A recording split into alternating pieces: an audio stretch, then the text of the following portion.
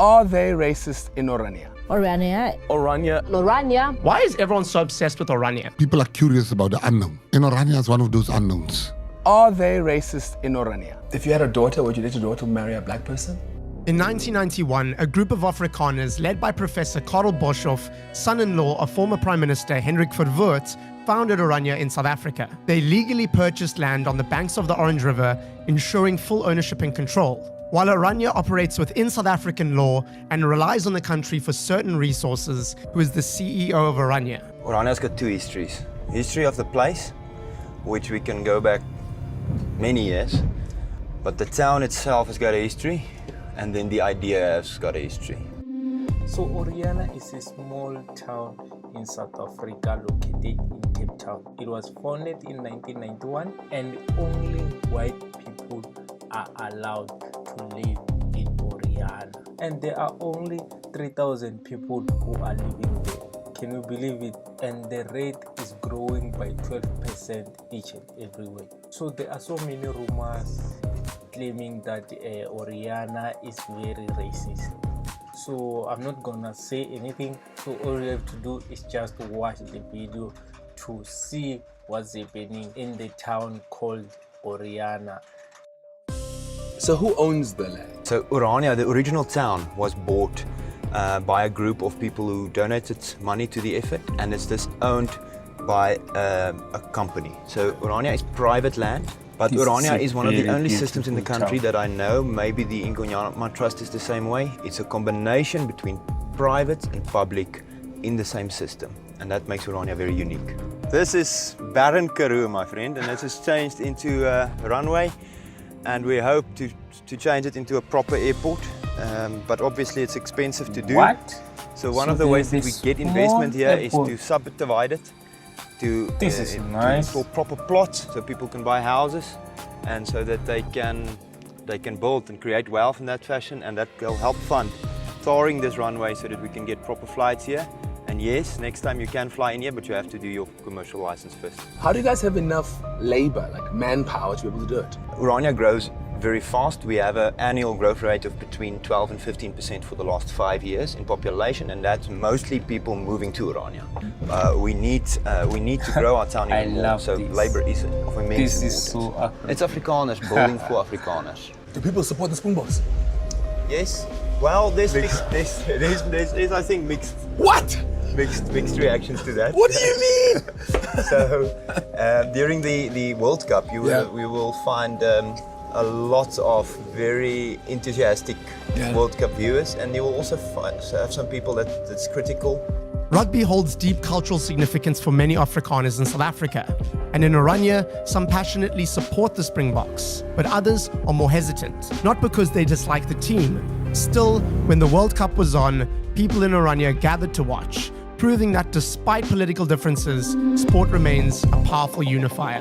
When this place gets bigger and bigger and bigger, it'll be harder to maintain and live a lifestyle like this. What are you going to do when this place gets so big and it'll be harder to reach everyone and help everyone? That will be our test.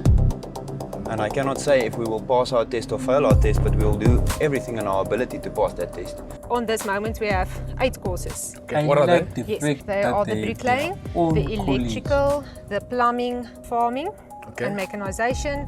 We have home-based carers, so there's a 1-year course and a 6-month course. And then we have civil engineer diploma and also early childhood development. Okay. How long have you been in Orania? Like 3 days. 3 days? Yes. Okay, so I see all of you have got your hair cut. What happens there? Yeah, it's the tradition of the first years. Okay. They cut our hair so everybody in the town can know we are first years. Do you play any sport? Rugby. Is it? What position? Flank. Kom ons moet speel, man. Ons moet speel. I'm a flank. Okay, who's your favorite rugby player?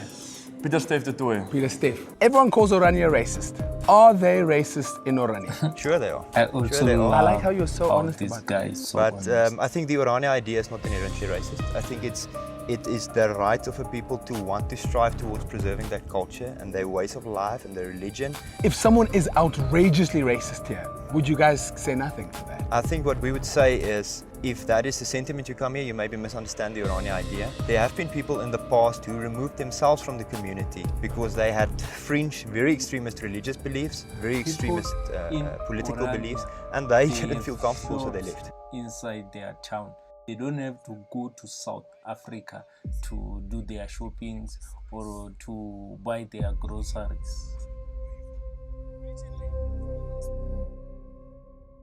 What is happening here? Right now we are busy getting practical exercise for our building and construction. Where are you from?